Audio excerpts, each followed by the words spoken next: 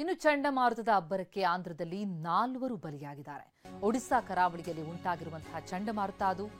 ಉತ್ತರ ಆಂಧ್ರ ಪ್ರದೇಶದಲ್ಲಿ ಭಾರಿ ಮಳೆ, ಪ್ರವಾಹ.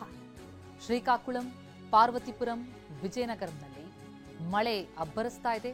3 ಜಿಲ್ಲೆಗಳಲ್ಲಿ ರೆಡ್ ಅಲರ್ಟ್ ಘೋಷಣೆ ಮಾಡಲಾಗಿದೆ. ಗಂಟೆಗೆ 40 ರಿಂದ 45 ಕಿಲೋಮೀಟರ್ ವೇಗದಲ್ಲಿ ಗಾಳಿ ಬೀಸ್ತಾ ಇದೆ. ಮೀನುಗಾರರಿಗೆ ಸಮುದ್ರಕ್ಕೆ ಇಳಿಬೇಡಿ ಎನ್ನುವ ಸೂಚನೆ. 3 ಜಿಲ್ಲೆಗಳಲ್ಲಿ ರೆಡ್ ಅಲರ್ಟ್ ಘೋಷಣೆ. ಚಂಡಮಾರುತದ ಅಬ್ಬರ 4ರನ್ನ ಬಲಿ ಪಡೆದಿದೆ ಆಂಧ್ರದಲ್ಲಿ. ಪ್ರವಾಹ ಪರಿಸ್ಥಿತಿ. ಒಡಿಶಾ ಕರಾವಳಿಯಲ್ಲಿ ಚಂಡಮಾರುತ ಉಂಟಾಗಿದೆ. ಅದರ ಎಫೆಕ್ಟ್ ಉತ್ತರ ಆಂಧ್ರ ಪ್ರದೇಶದಲ್ಲಿ ಭಾರಿ ಮಳೆ, ಪ್ರವಾಹ. ಅಪಾಯದ ಮಟ್ಟ ಮೀರಿ ಹಲವು ನದಿಗಳು ಹರಿತಾ ಇದೆ. ಇನ್ನು ಮಹಾರಾಷ್ಟ್ರಕ್ಕೆ ಶಕ್ತಿ ಚಂಡಮಾರುತದ ಭೇಟಿ. 100 ಕಿಲೋಮೀಟರ್ ವೇಗದಲ್ಲಿ ಗಾಳಿ ಬೀಸ್ತಾ ಇದೆ. ಅರಬ್ಬಿ ಸಮುದ್ರದಲ್ಲಿ ಹವಾಮಾನ ವೈಪರೀತ್ಯ. ಅಕ್ಟೋಬರ್ 3 ರಿಂದ 7ರವರೆಗೆ ಭಾರೀ ಮಳೆಯಾಗುವ ಸಾಧ್ಯತೆ ಅಂತ ಈ ಹಿಂದೆನೇ ಭಾರತೀಯ ಹವಾಮಾನ ಇಲಾಖೆ ಎಚ್ಚರಿಕೆಯನ್ನು ಕೊಟ್ಟಿದೆ.